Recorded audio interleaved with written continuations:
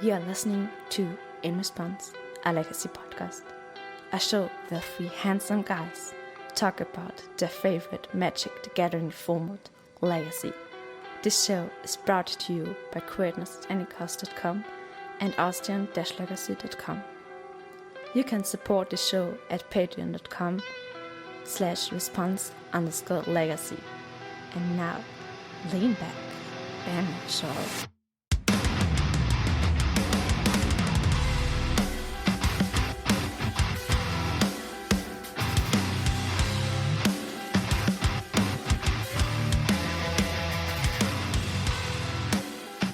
Hello everyone and welcome to the 39th episode Behind the Mind of Mr. Phil Gallagher of In Response, a legacy podcast. I'm Philipp Klein. I am Daniel. And I'm Peter Plank. And we're talking about legacy. Most of the time. And this time we're talking about legacy with the GOAT, with the greatest of all time, Phil Gallagher at Thraben U on Twitter. How are you today, Phil? I'm doing really well, and thank you for having me on this podcast. I'm really excited to chat legacy for a little while. Woo! And we are very excited to have you on. I mean, you're probably one of our most famous guests that we ever had. Pretty much, yeah. I'm in this weird position where I'm like this weird niche micro celebrity now. Where if you're a legacy player, it's like, oh my gosh, it's Phil Gallagher. And if you're any other Magic player, it's like, I don't know if I've heard of that guy. Yeah, that's pretty much the thing. Yeah. But I think you're in the same category as Julian or Kai. Pretty much, I'm not sure. Or even a little bit higher. I think a little bit higher, I think. Yeah. I mean, Julian is one of the guys with the big longevity, I think is the word that we're looking at here. And Phil, you're also kind of the longevity guy, but had a not recent explosion, but I think you're getting more and more recognition over the last 2 to 3 years. If I have it a little bit in the time space. Oh, you do. I really kind of kicked it into high gear around the time the pandemic started, and the last 2 or 3 years have just seen my numbers on YouTube just absolutely go to the moon, go from 200 views to 10,000 views. And it's just crazy that many people want to watch Legacy. It makes me very happy. Yeah, that's because our format is just great. Laughs in Murktide regions. I mean, we're 2 minutes in, we're just talking bad talk. No, for sure not. No, I think Magic in general is a big niche here, and Legacy is the big niche within Magic in general. So yeah, it's like a big niche, but I think you and your 2 colleagues, I think we can call it with Bryant and Brian, are filling the needs of the format, I think, and especially in the form of the YouTube content that is coming up. So yeah. Yeah, there used to be almost no YouTube legacy content specifically. There were a lot of people, especially archetype specialists, who would stream playing their one deck, and they would do that all of the time. But as far as variety content for legacy on YouTube, there was almost nothing until the 3 of us really kicked it off. You would get the variety content creators who maybe once a week or so might play some legacy. Someone like Jeff Hoagland would occasionally put out a legacy video or something like that. But it was pretty rare. And I think a lot of people are moving from Twitch to YouTube. Yeah, do you think that mostly this is, as you already mentioned, is related to the pandemic? I kind of do. I think it's partially the pandemic and partially people getting better at making content. I'm gonna do some inside baseball for a minute. So if you just dump a Twitch VOD to YouTube, there's all this random chat with a bunch of strangers on the internet that you don't know, right? There's a bunch of space being taken up on screen by your chat log, and it's not the most friendly content for someone who just wants to sit down and watch some games of Legacy. They miss a lot of inside jokes. There's a lot of dead time.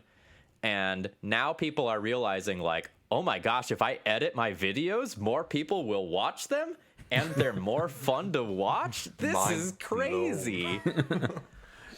Yeah. But yeah, I can totally understand this. I mean, it's kind of hard to edit all these videos. Yeah.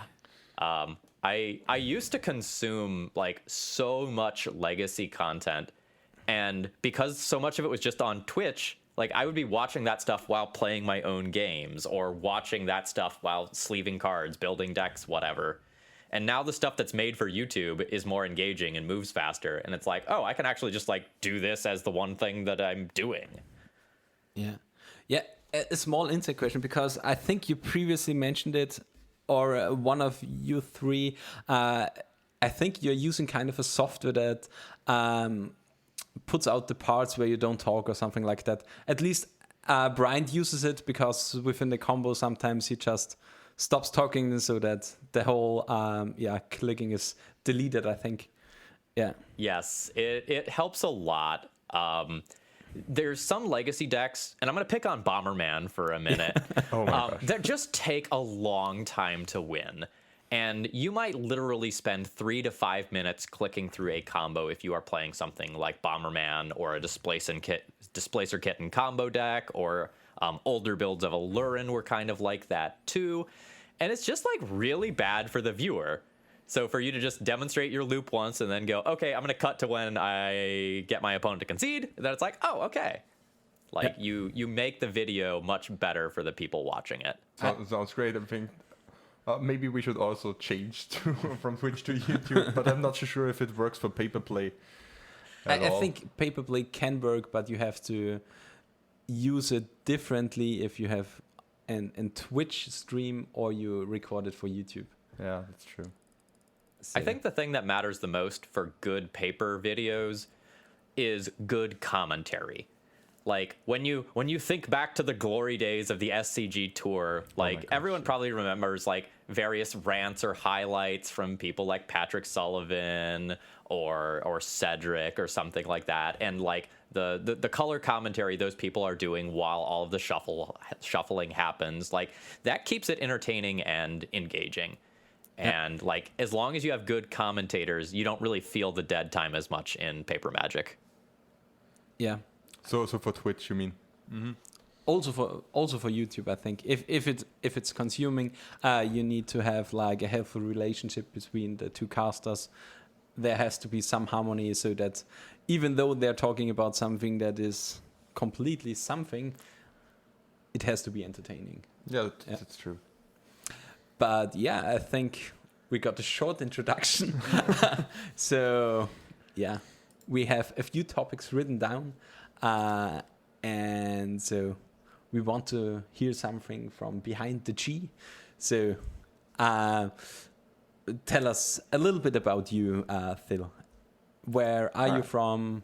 How have you developed your interest a little bit in Legacy? So, if somebody has never heard of you, how would you describe yourself? All right. So these days I kind of think of myself as a variety YouTuber. I largely play interesting and unique legacy decks and try to showcase stuff other than just the tier 1 strategies. I try to play jank competitively is kind of a short way to describe what I do. As far as my background goes, I originally grew up in Illinois in the United States.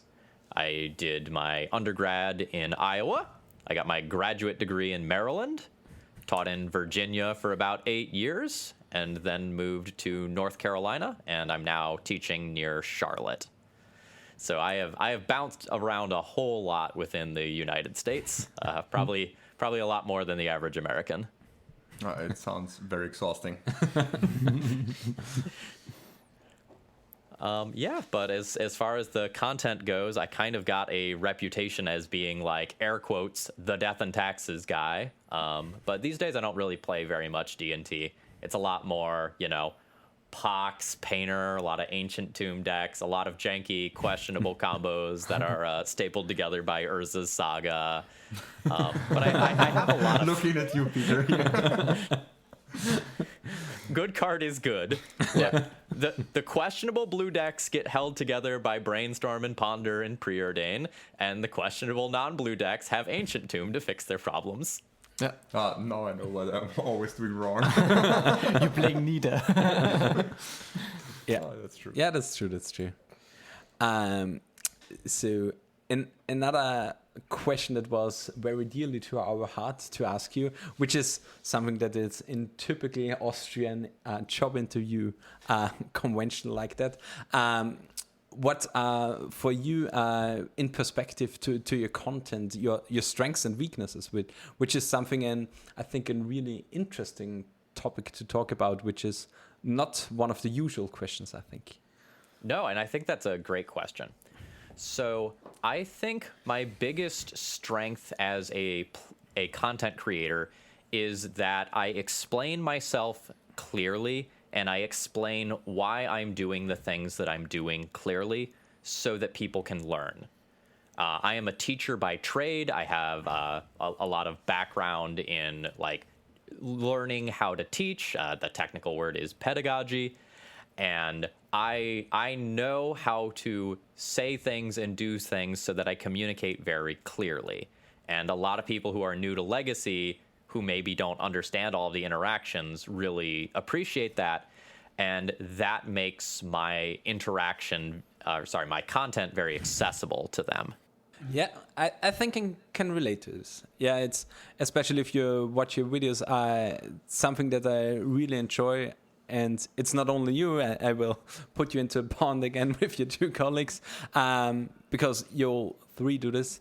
Like explaining the lines is something that I really enjoy from content creation, because I think the thing in Magic content in general is not that it's like, I think it's maybe a bad word, but I don't really watch it for an entertaining purpose, because I like the strategic alignment in the game, so that you have to do something on a specific way that interests me. So I think explaining the lines is like something that is within Magic one of the key things that you have to do to do well within content creation.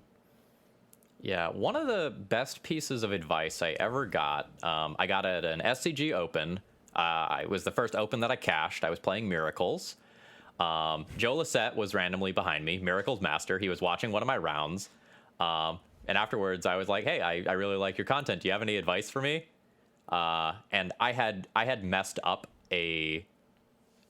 up something. I was playing against Dredge. I didn't understand like the order that I had to stack my triggers in or something like that to do something optimally. And he was like, yeah, you just need to understand every interaction in Legacy, right? Like, Oh my gosh, this is so easy. How didn't I think of this before? No, but like really, it's good advice. Yeah. And he went on to say, like, if you are going to be a high level tournament player, you need to understand all of the interactions that you are going to come across so that you can make the optimal decisions. And like after this conversation with him, I actually started to become a judge, and I was a level 2 judge for quite some time until like the whole Judge Academy thing started up, and I didn't kind of renew once that started. Mm-hmm. I have a short in-between question, because since you mentioned that you have some, of course, as you're a teacher, and related to Magic, have you ever taught one of your actual students some Magic-related stuff? Yeah. So behind me on this bookshelf here, sorry, audio listeners, you don't get this part. But there's actually a collection of what I called the guild decks. Mm-hmm. I built them when Return to Ravnica came out. And they are decks entirely built of commons and uncommons from that block. And I actually taught a bunch of people to play Magic at a gaming club at the University of Maryland using those decks. So anytime one of my friends is like, yeah, I kind of want to try out Magic, I don't have any cards, I just kind of like bust those out. And they're simple decks, you know, with clear themes, like, oh, this is a blue-black control deck that has a bunch of removal spells and flyers. This is a Golgari deck where the creatures get bigger as more of them die. But they're the sorts of things that are kind of like pre-con deck power level. And I've taught a lot of people to play Magic using those. Do you have the deck list somewhere? Actually, because I was also in the same camp, and I tried always to find new people to play with and to learn them the game. And it's really hard to find deck lists or to find precons that are so quote unquote dumped down for them to grasp. It's so hard. If you're including some rares or something, it just gets so overwhelming for them to play. Yeah. When I think about how complex Magic is, like it's daunting. You know, when you like play a European board game of some kind and there's like a 30-page rules document and you have to keep referencing it during the game to know like whether or not you're doing things correctly. Like, I don't want someone's first Magic experience to be that. Like, I want them to maybe understand that there are instants and sorceries and there are creatures and like how basic combat math works. Like, that's it. Like, we don't need to go into counter spells. We don't need to go into like artifacts and enchantments. Like, teach them the bare basics with simple stuff. And then if you hook them, then you show them the other things. Yeah, that's true. Slow and steady. And Magic is like a drug, so eventually they will become legacy players like we are, and they won't have money for anything else. But yeah, so I do believe I owe you a downside, though. Yeah, still. yeah. I was just bringing this up. Yeah. So Okay. So almost every time I play a deck for my channel, it is the first time that I am playing this deck, right? So most of the time in round one, I'm figuring out how my card interactions work. I'm figuring out how the combo works. I'm figuring out like, oh, I need to hold priority when I'm doing this thing or it won't work. So I frequently mess up things while I'm playing that I wouldn't have messed up if I had played this like previously. And people in the comments are like, how can you miss that thing? And it's like, bruh, this is the first time I'm trying this deck. And I'm trying to learn this deck live while I'm also trying to be entertaining. And I'm like trying to do all of these things for you all. And it's really hard to like be entertaining, think through all of the interactions, and learn a new deck at the same time. Yeah. So this sometimes means that watching a deck specialist and watching me play the deck are going to be two very different things. I'm really good at some archetypes, but then I'll be asked to play Lightning Storm, like I did recently for the channel. And I didn't realize that MTGO doesn't give you a prompt to do that. So the first time I cast the spell, I just like passed priority through it because I didn't know I had to like hold control when I cast it. And like, I know how that card works in real life. I know that I have to hold priority to do that. But I thought MTGO was going to give me a pop-up for that, and I was wrong. Oh, fuck. I think this is also something that should be more appreciated, or because when somebody like you learns new things live and is so well-spoken and openly discusses how, I don't know, the interactions work in the end, I think most of people, when they're just watching you playing new decks, can already learn as well from that. And also the process, how you learn, is also, I think, very important to highlight. Yeah, so when I was learning Legacy, there were a handful of people who did like once a week Legacy videos. Like Manguchi sometimes did Legacy videos, and I enjoyed watching those a lot.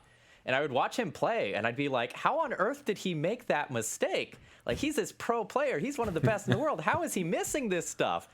And now that I'm on the content creation side and I'm learning all of these decks and I'm trying to be entertaining and think through things, it's like, no, I 100% know how he missed these things. His brain is moving 1 billion miles an hour trying to, like, do all of this stuff. Of course he's going to miss stuff.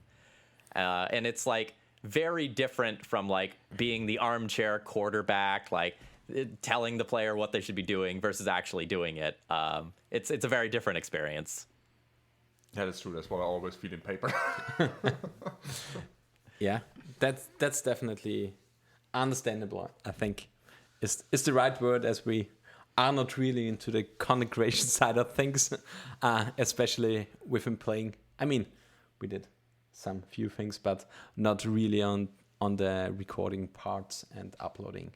So I tried to stream once, then I was so fucking tired. I almost fell asleep during the stream.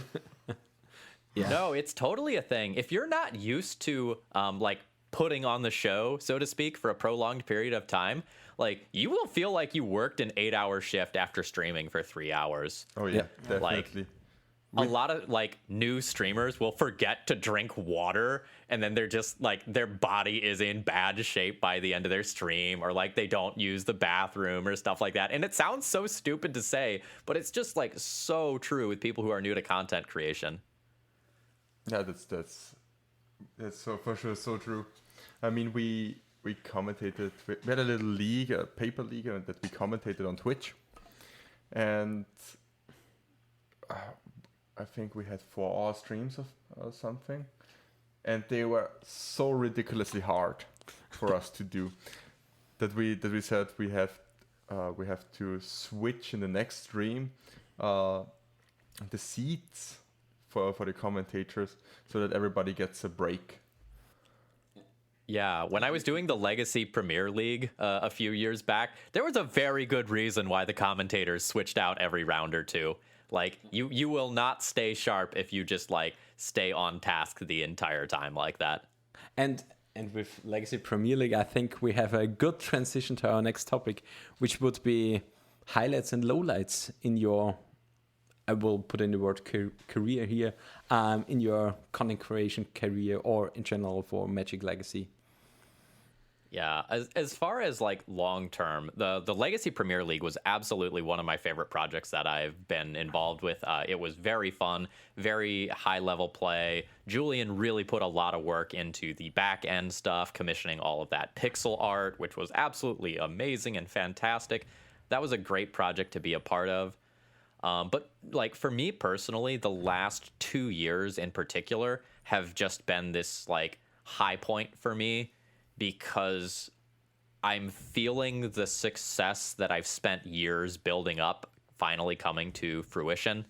You know, there was a long time where, you know, I would upload a video to YouTube and it would get watched by like the same 500 people every time, but there was no real growth. And then I took the time to like learn YouTube, learn what I needed to do, learn editing. And now I'm just like meeting new people all the time. Like I'm getting all of these content creation opportunities. I'm doing so many casual Magic streams with the EDH folks, and like I am really starting to feel like this could turn into a real career, not a part-time job, which is just crazy. Like for someone who is primarily doing legacy content. Yeah, I think especially branching out a little bit into EDH is, if it's your thing, if you are interested in the format for a career choice, I think a really good one, because I think it's like one of the driving forces, I think, currently within the Magic community. Yeah Definitely. Oh yeah, EDH like is almost the exclusive way that Magic gets played now. Unfortunately. Yeah. I don't have any hard numbers here, so I'm going to make up some numbers. You know, legacy players might make up like 2% of the Magic population or something like that. I think this is like, way too much. It probably. Probably, yeah. Like we feel like we're a big deal, and like we have a very tight-knit community. We have a lot of really dedicated people who make websites and do content and put together tournaments. Like we have a great legacy community. But like we're such small fish in the bigger like dish that is Magic. So like getting to know more people from outside of just the legacy community has been really cool. And it's also eye-opening and is giving me a lot more appreciation for some of these cards that I looked at them and was like, oh man, this card's unplayable. And then it will be like the best card in Commander, and I'll be like, oh wow, okay, like this card was not designed for me. I get it now. Yeah, I get it. Different formats, different variants, different variables, and cards can go bonkers. I mean, I often play Chink bulk rares, but I can totally see this, yeah. So the big one that surprised me recently was I looked at Ancient Copper Dragon, which is a 6-mana mythic rare from the recent Baldur's Gate set. And when I looked at that from the eyes of a Legacy player, I went, okay, that's unplayable garbage. And then I looked at it from the perspective of an EDH player, where it's a $60 card, and I was like, fuck? man, you could get up to 20 treasures on an attack trigger? That's nuts. Sign me up. Wow. Yeah. I read the card and thought like, yeah, okay. It's nice. Seems okay. But yeah, has to survive a turn in EDH. I thought about, as I read this, I thought about, maybe you could shallow grave this. That's the only thing I thought about. But it was actually with the white one. I'm not sure which of the dragons it is, but it makes blue fairy tokens. You roll a d20 and they make that much blue fairy tokens. Is it? Yeah, I don't remember the names of them. Me neither, but it would be fun to shallow grave something like that. Yeah, true. I mean, these are interesting design, and I think for Commander they are well positioned. But yeah, treasures are everywhere. Oh, that's true. So yeah, and do you know any lowlights, or was it all quite shiny the way? It's just a linear progression to the top. Oh no, absolutely not. I'll get real for a minute here. Yeah. It was really depressing for a long time to be putting in as much work as I was putting in without really seeing true growth. So for example, when I was a Twitch streamer, I had like 100 viewers on a good stream. And like that's totally fine and respectable. But that number didn't change a lot over time because, short version, on Twitch, you're not really discoverable unless you're one of the biggest people on the platform. Like, it's very hard for new people to find you. And when I was just making videos on Twitch, the people who found me were already Legacy players, or they heard from word of mouth about me from other Legacy players. And that meant, like, for years, my stats basically stayed the same. I got denied partner many times despite, like, meeting all of the metrics that were required because I wasn't really showing any real growth. Like, I checked all the boxes, but because I wasn't getting bigger, they denied me partner. Oh, fuck.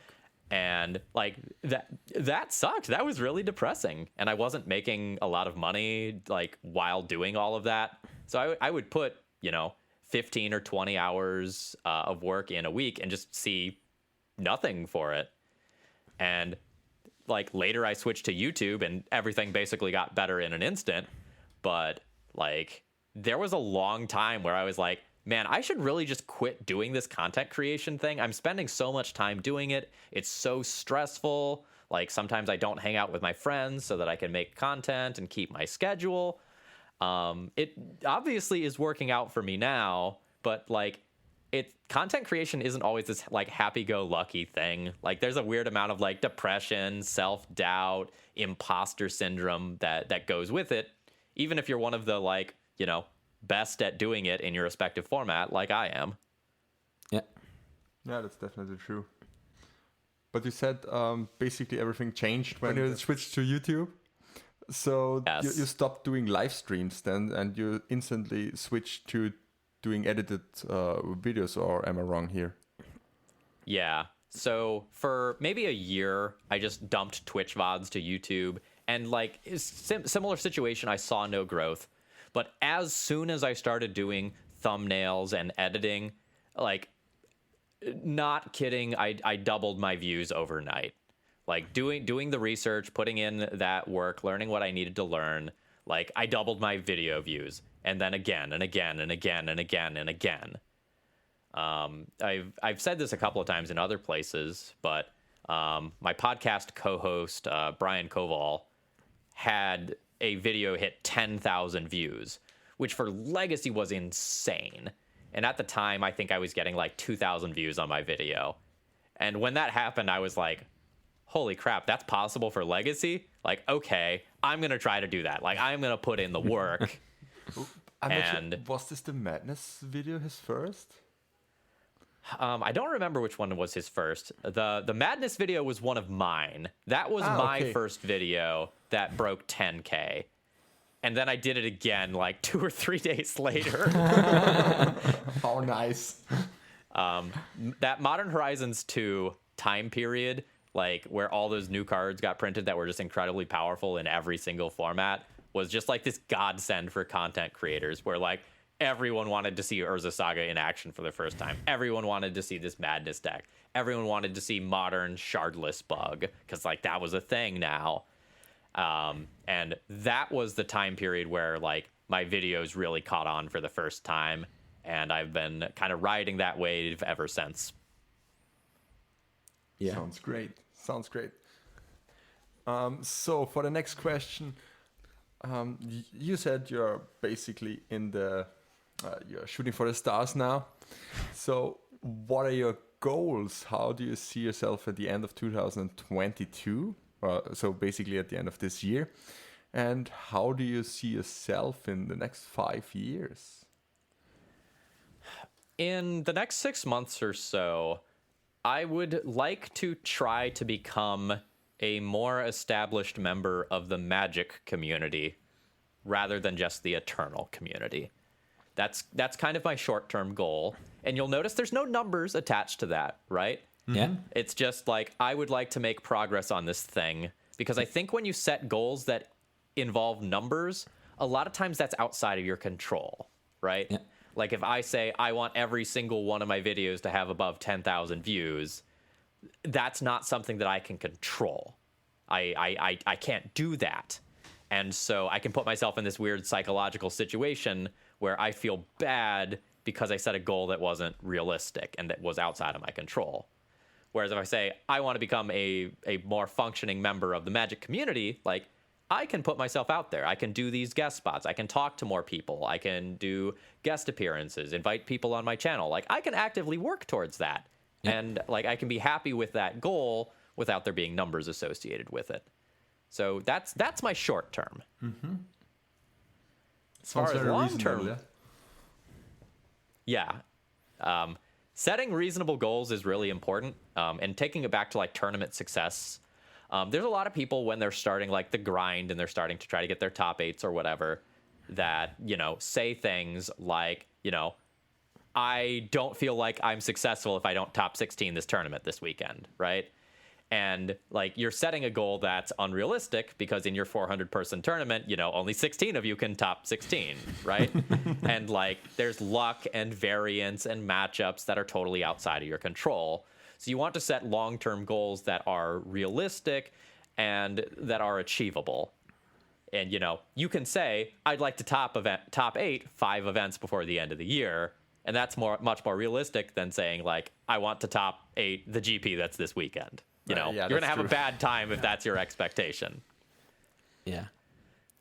Yeah, you can, mathematically, you can just influence, like, saying, I want to have this win rate over this year or something like that. And with that, the results will come.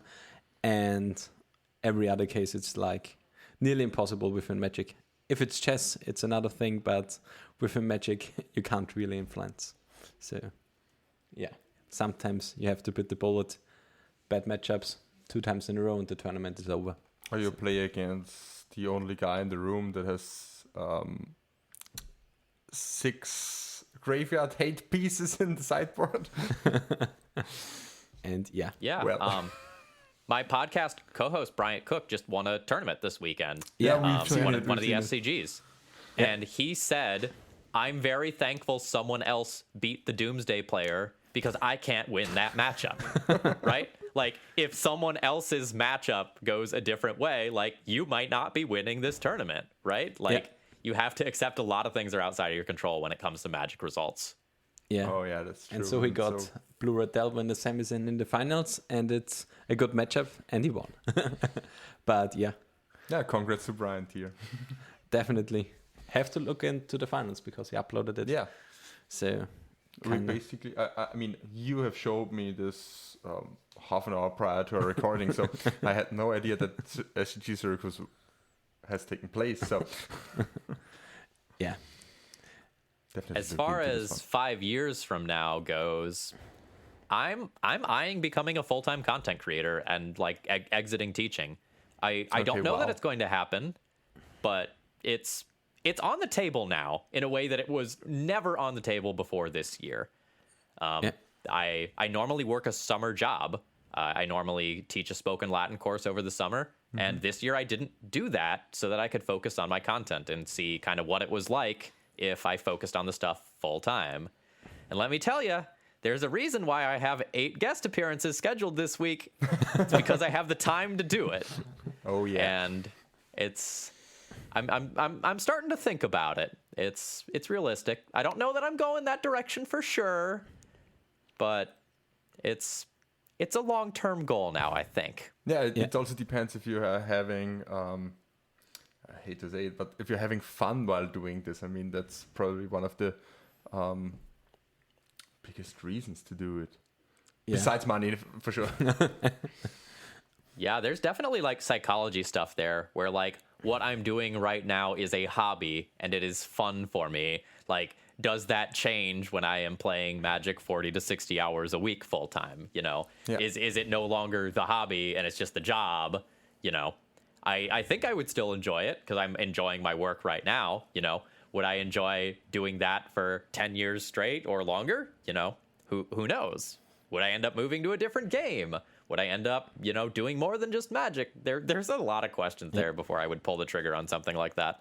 Yeah, especially, I mean, I'm really enfranchised in watching the German content creation side of gaming, especially within League of Legends.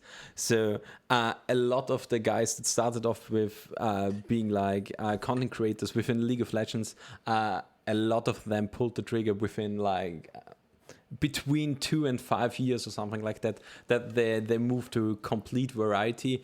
But on the other side, there are also a few exceptions that stayed within the content for a longer period of time. So it's like very specific and individually how it is addressed.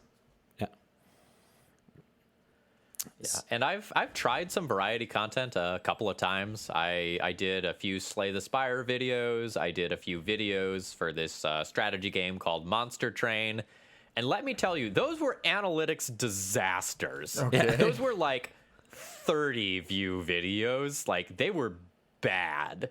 Yeah. Wow. And like, I was probably one of the more adept players at playing that game at the time. I was putting out really high level strategy content. Did not matter. YouTube hated me for it, and it actually made the views on my normal Magic videos worse too. Okay. Failed experiment. Yeah. So basically, stick to your guns in this regard. Am I right? Yeah. There's a lot of Magic content creators who do some other stuff. And they just literally put it on separate channels so it doesn't mess with their analytics. Makes sense.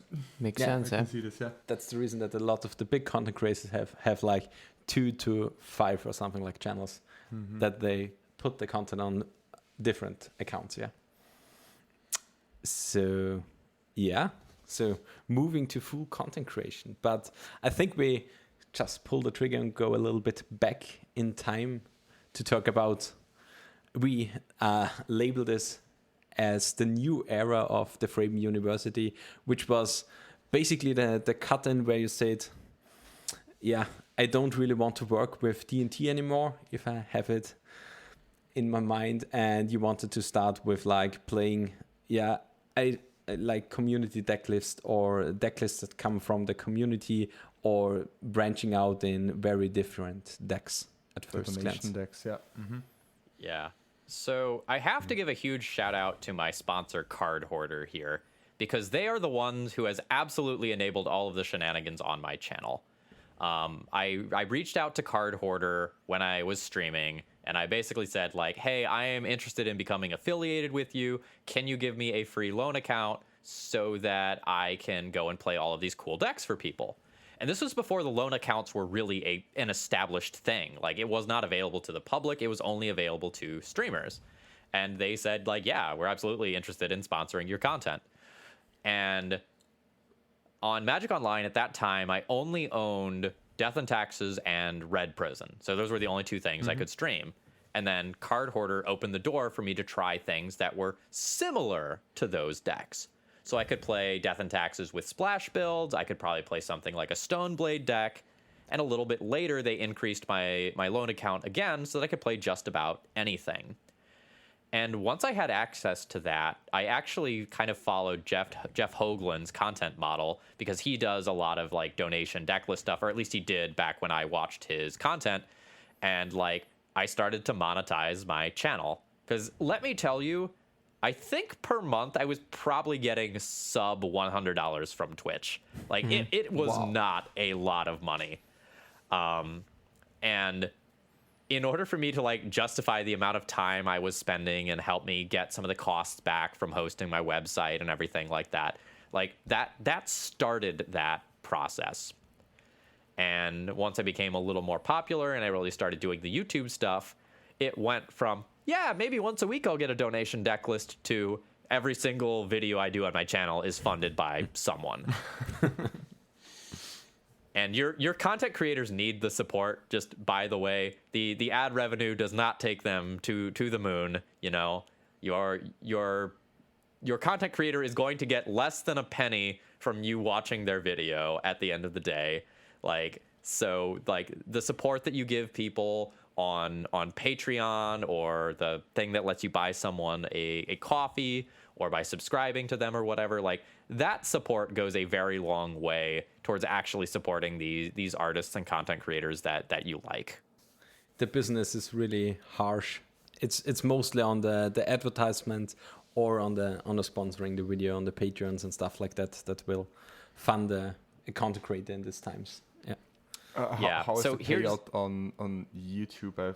I've heard something about 700 views equal $1 or something. Yeah, it's called CPM or something like that is the real term. So do you want to show something like the CPM, or do you compare it together with Bryant and Brian, or is it a little bit hidden?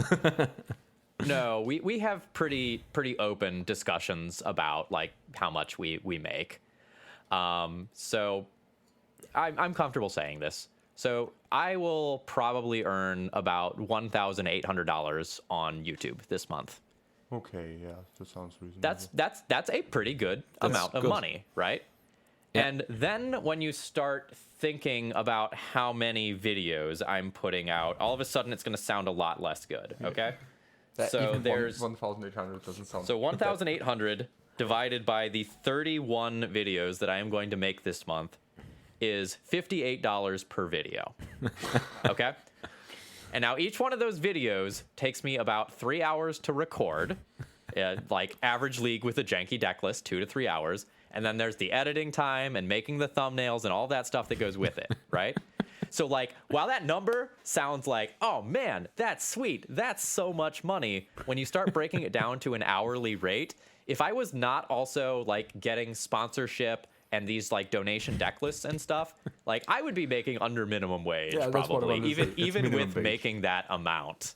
Oh my gosh. So like I make a good amount of money now, Yeah. but literally like without the donation deck list models and the Patreon and stuff that like actually supports me, I could not like be doing things like I am doing now. I couldn't be doing all these guest appearances. I could not like skip working a summer job, because spoilers, teachers in America don't make a lot of money. Yeah, I've heard about it. Yeah. But you could also always come to Austria. So we're in need of teachers actually now. Oh, don't worry. If the political situation in America gets much worse, like I'll be exploring my options. Sounds great. Keep it in mind. We will hook you up. So, yeah, the community decklist is, I think, is a really good model with incentivizing going to Patreon and stuff like that. And so on the Magic side of things, so you have to do a lot of brewing, I've seen, because you have like a lot of dealer's choice videos and stuff like that. So do you have any small concepts that you use? Yeah. I am very frequently asked to do ridiculous and unreasonable things in Legacy and also make it entertaining. So this is a very difficult challenge, because there's this balance between doing what the donor wants you to do doing something that will be entertaining and doing something that can actually win some games of Magic. So a lot of times I have to take the donor's idea and then say, how can I make this Not suck. fit their vision while also making sure there's enough legacy power level cards in there to win the game? And with the blue decks, it's easy. You know, you throw in your brainstorms, your ponders, your preordains if you're really going heavy into the combo route. And like you can pull together those 3-card combos and make them work. When you're doing the non-blue stuff, you have to think about playing cards like, say, Endurance that can hate on graveyard combo while also being a huge blocker versus Delver to make sure that you can buy your time to get to your janky Nick Fit finish or whatever it is that you're trying to do in a given week. And a lot of times I end up looking at deck lists from other lower power level formats to get ideas. Like a lot of the things that I've played on my channel are importing ideas from EDH or from Modern or even from Pioneer sometimes.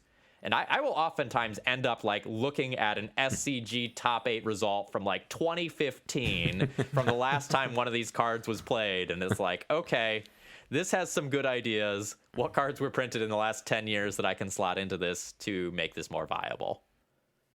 Yeah. That's basically the same, because Daniel and myself, we thought about brewing a blue-black demonic pack Displacer Kitten, maybe it branching into Esper for Teferi, something like that.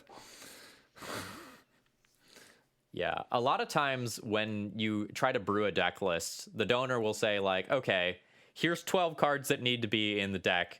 You figure out the rest. And you have to figure out like which powerful thing can I also slot into this deck.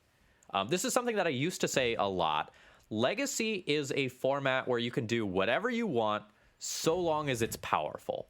Like, you cannot just bring anything to the table in Legacy and expect to win.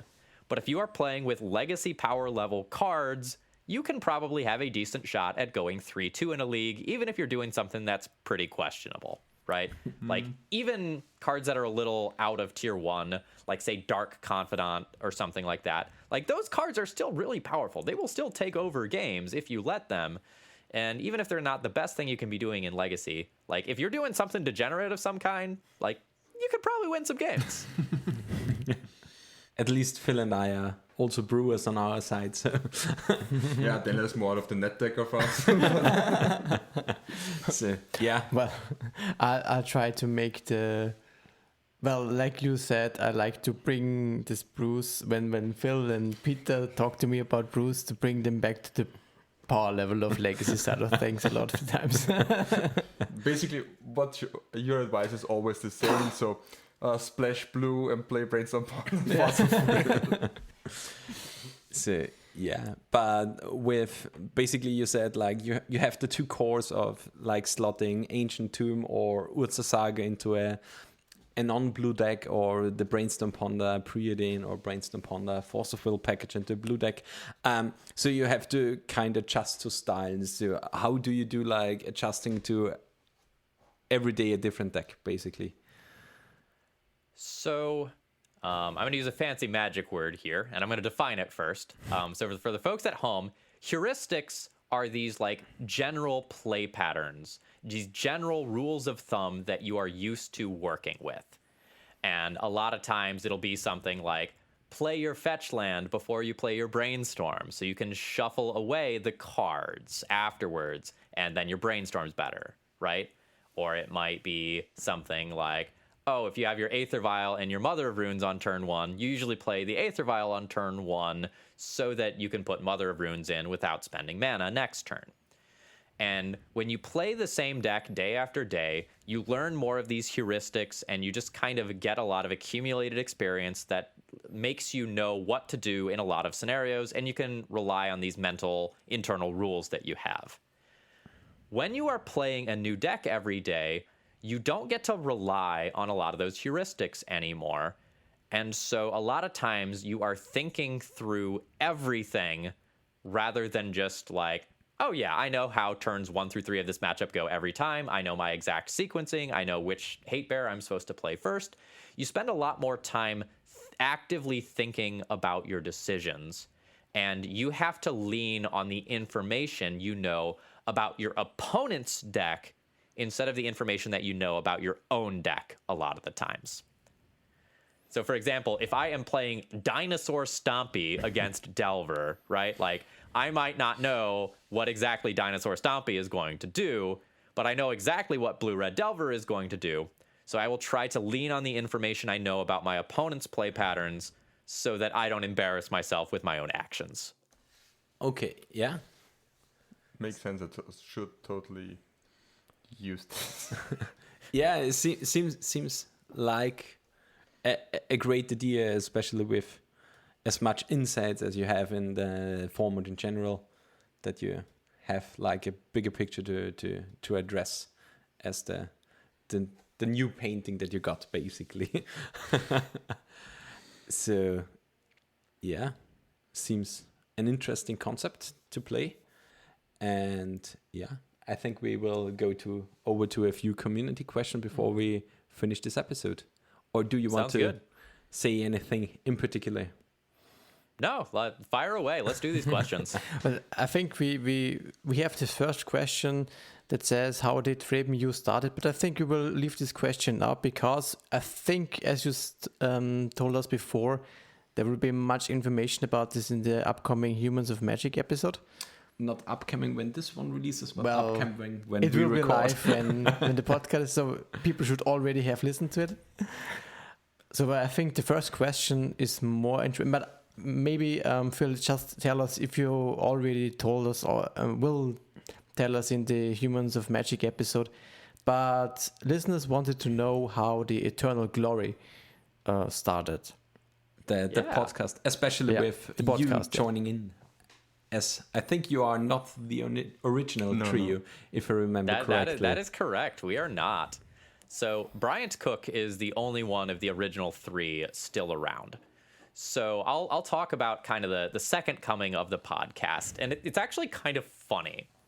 So Bryant Cook one day had a bunch of thoughts, and he just went to Twitter and he just tweeted man, I'm kind of getting the itch to podcast again.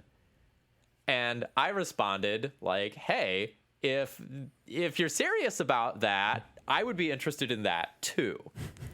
And so the two of us started kind of DMing back and forth, and we decided to revive the podcast. The thing was, we felt like we needed a third person. And so we kind of started hunting around for another person. Brian was not actually the first person we contacted to do this.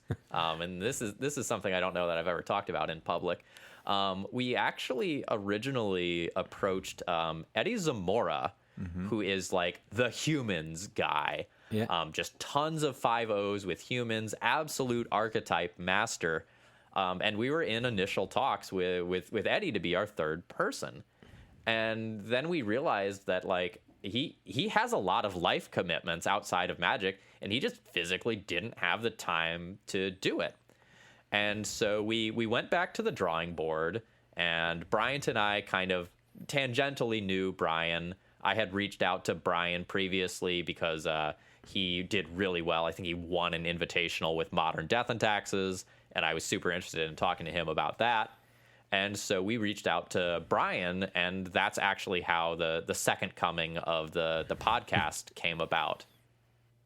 I was a listener from the Eternal Glory since the first episode, actually. So yeah, but I don't remember. Who was the third? It was Anzi and Bob Wang. Am I right?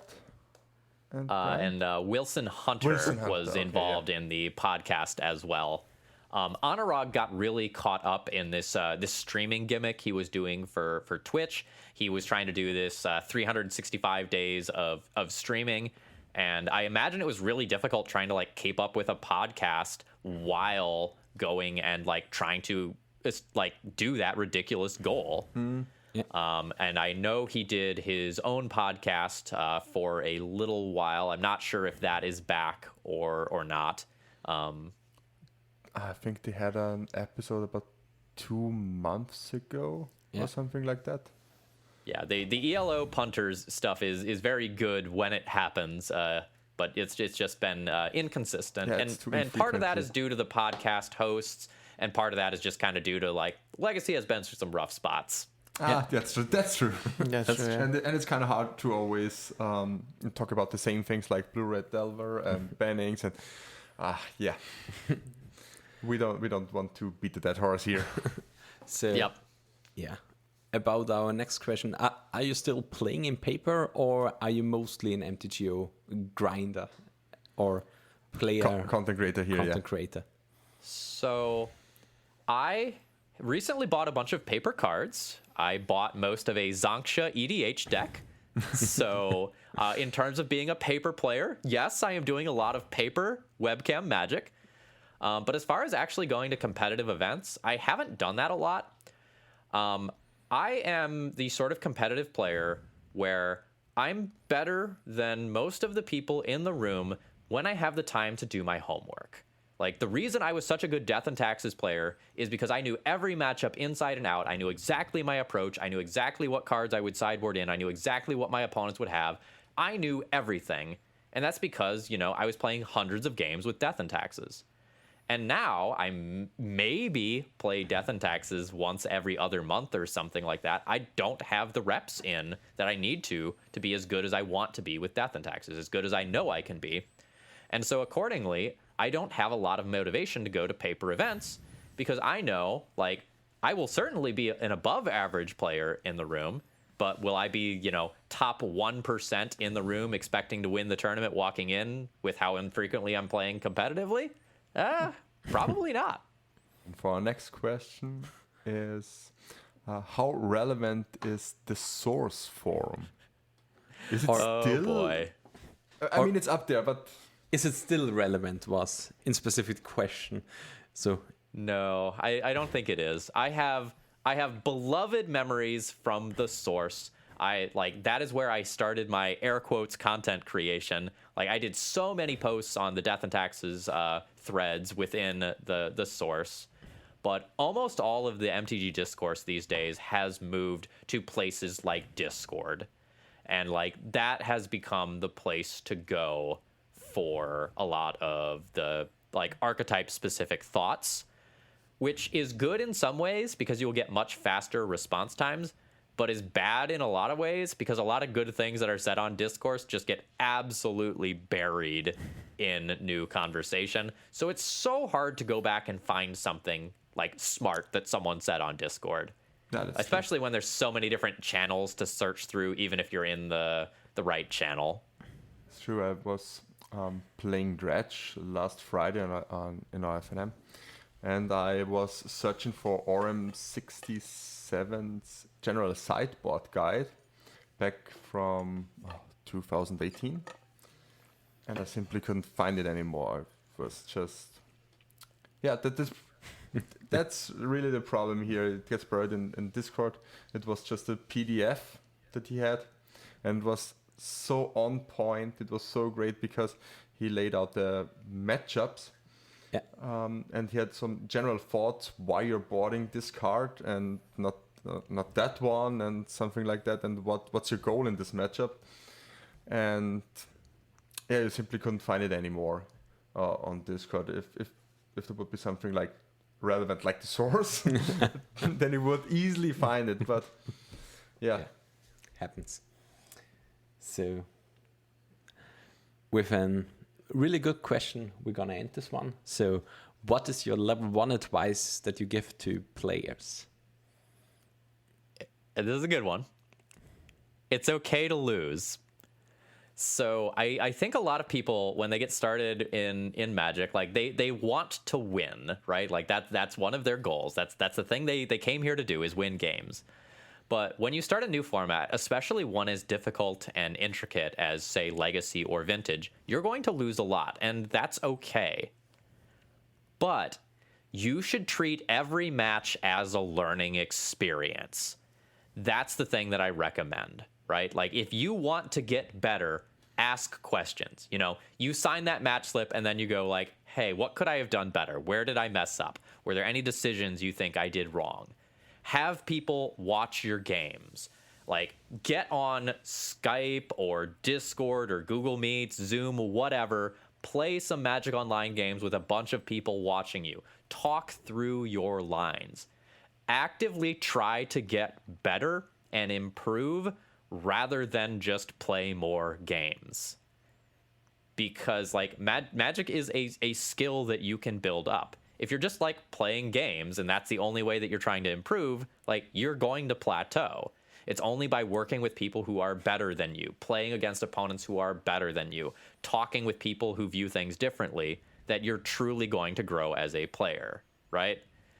Like, that sort of advice is what I always tell new players, is like, constantly try to learn, surround yourself with people who also want to learn. These sorts of things will bring you up. That's what's going to make you improve. True. In that sense, it's better to like play one dedicated league with thoughtful thinking behind the lens, as if you would play just 10 leagues brain dead and clicking for all the turns, basically. Yeah, it's the difference between like your legacy play being like 4 rounds at your local shop versus your legacy play being like you and 4 friends in a room, only 2 of you are playing, the other 2 are watching, you're taking notes. You say like, no, I think I messed up this 2 turns ago. Like, can we rewind? Can we go back? Can we see how this game plays out differently if, you know, I do this ponder this way instead? Like, you can do a lot of really cool, like, dedicated play testing. And, like, don't forget your post-sideboard games, folks. Like, there's more post-sideboard games than game ones. Like, please test those. They're so important. Like, getting a good testing team is fantastic. And remember, the internet exists, so your testing team doesn't need to be like your best friends, right? Like, your testing team can be archetype specialists. Like, get out there, ask questions, like, make connections with people in the community. Like, there are wonderful people, like, say, Doogs on Twitch, who has done so much for Maverick. There's so many people like him who would be happy to help you learn your deck and give you advice, link you to videos, give you sideboard guides. Like, get out there and see what's out there. Get out there and learn. Yeah, I think with this really great advice, we can wrap this episode up. So, Phil, where can people find you and your content, especially? And maybe also your Patreon. Yeah, I'm Thraben U, just about everywhere. THRABENU. You can find me on Twitter and YouTube and Patreon under that name. Yeah, big advice. If you're ever going to be a content creator, make your social media stuff all the same everywhere. It makes your life so much easier. Well, then we've got a surprise for you. If you like what we are doing, consider following us on Twitter. It's @response_legacy. You can also find us on Instagram. It's @response_legacy. And also consider supporting us on Patreon. It's patreon.com/response_legacy. See, you guys get it. You figured it out. It's the secret. And by the way, we want to thank our 2 patrons. we will forget them. Once in a lifetime, Mads Duncan and Gino Christian Neutz. And you where guys can are we great. find me? Yeah, thank you guys. And where can we find you, Daniel? You can find me on Twitter. It is @FlyingDelver. Where can I find you, Philipp? You can find me on Twitter. It's @PhinikMTG, PhinikMTG. And Peter. You can find me not on Instagram, but on Twitter. It's @UnicornLord, but the Lord is a 0. And with that, in response, the end.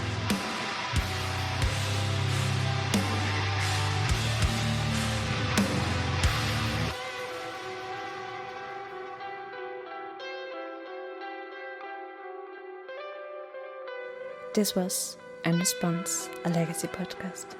If you enjoyed the ride, feel free to support the show by following, leaving a review, or subscribe on Patreon patreon.com/response_legacy.